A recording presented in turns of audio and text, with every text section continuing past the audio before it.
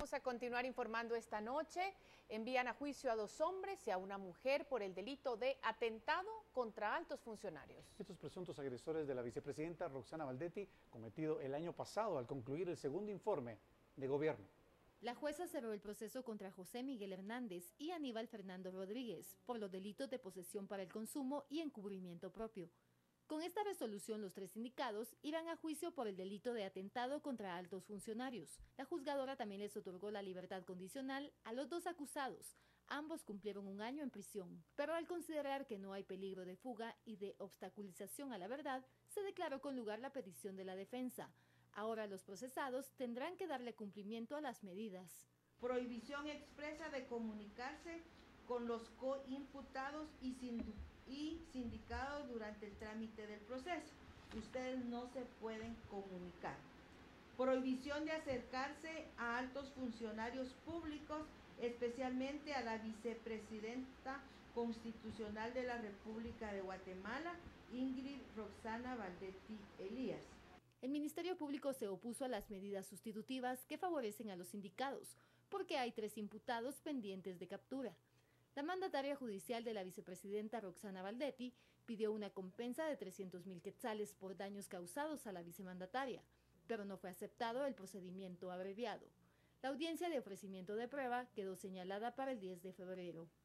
Por una Guatemala en paz, Suseli Contreras y Byron Secaida. Vamos a las noticias en el Congreso de la República, donde la bancada líder impone la agenda legislativa y no asiste a sesión plenaria pese a ser una orden de la Corte de Constitucionalidad. Una vez más, la sesión plenaria quedó suspendida por falta de quórum. Los diputados debían conocer el estado de calamidad por la sequía y decidir en pleno si se ratificaba la prórroga o se improbaba, tal como lo ordenó la Corte de Constitucionalidad.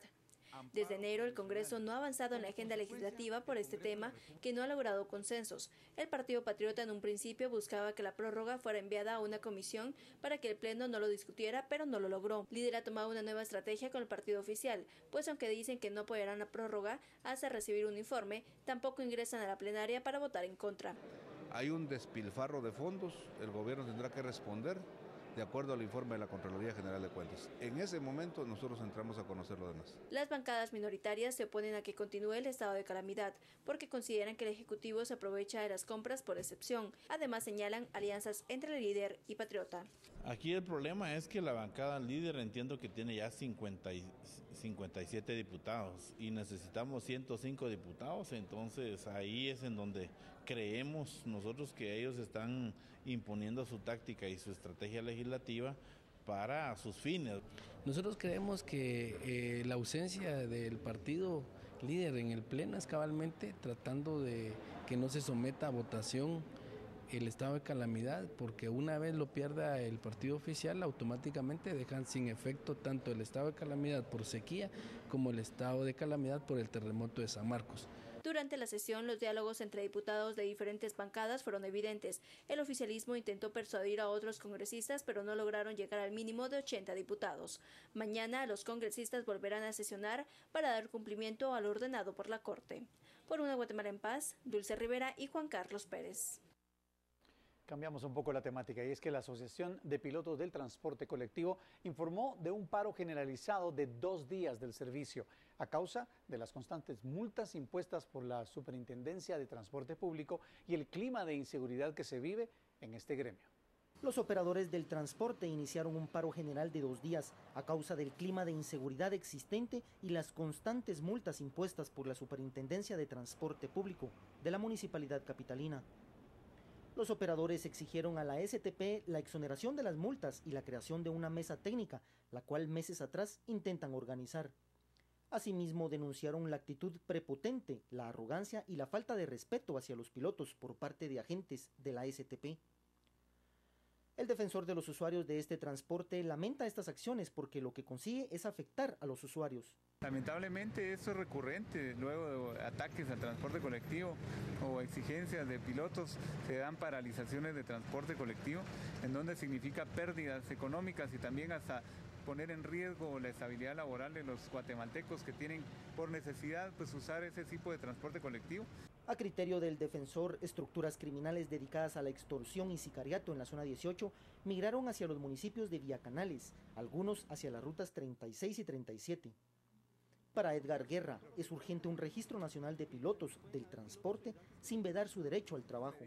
Medidas urgentes, se ha sugerido la realización por ley de un registro nacional de pilotos de transporte público, en donde haya una responsabilidad también de parte de los propietarios de buses, llamados transportistas, de documentar apropiadamente y verificar si estos pilotos de transporte cuentan o no con antecedentes policíacos. Con estas acciones se generarían mayor transparencia en el manejo de estos recursos y se evitaría que los pilotos cobren más de lo establecido.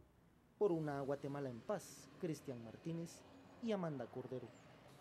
Del transporte a la salud, los médicos del Hospital General se declararon en asamblea permanente en protesta también por el retraso de sus salarios y dejaron de trabajar en 2 áreas de ese centro hospitalario. El paro también se llevó a cabo en los hospitales de la antigua Guatemala, Jutiapa, Chiquimula, Zacapa y Escuintla. Las consultas externas y las operaciones programadas en el Hospital General están en paro. Así lo dieron a conocer los médicos del hospital por el atraso del pago a salarios de 2.000 residentes que laboran en todo el país. Los profesionales enumeraron sus demandas. El pago inmediato a médicos residentes a nivel nacional, la garantía del pago mensual, pues en lo que resta del año, y las no sanciones con los participantes dentro del movimiento.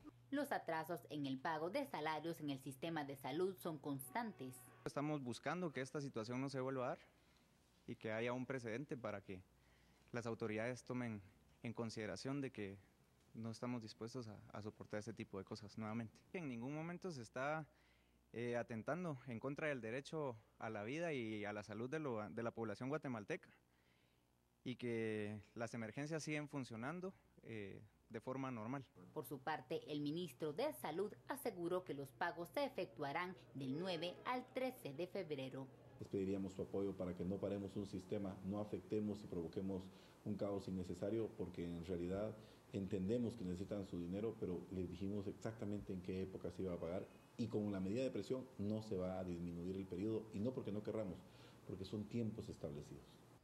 Por su parte, los médicos del Hospital General San Juan de Dios aseguran que continuarán con la asamblea permanente hasta que se logre el pago. Por una Guatemala en paz, Noé Medina y Esli Melgarejo.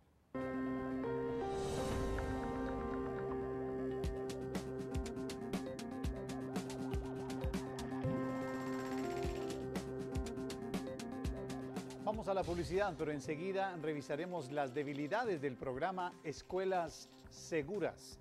Ya volvemos.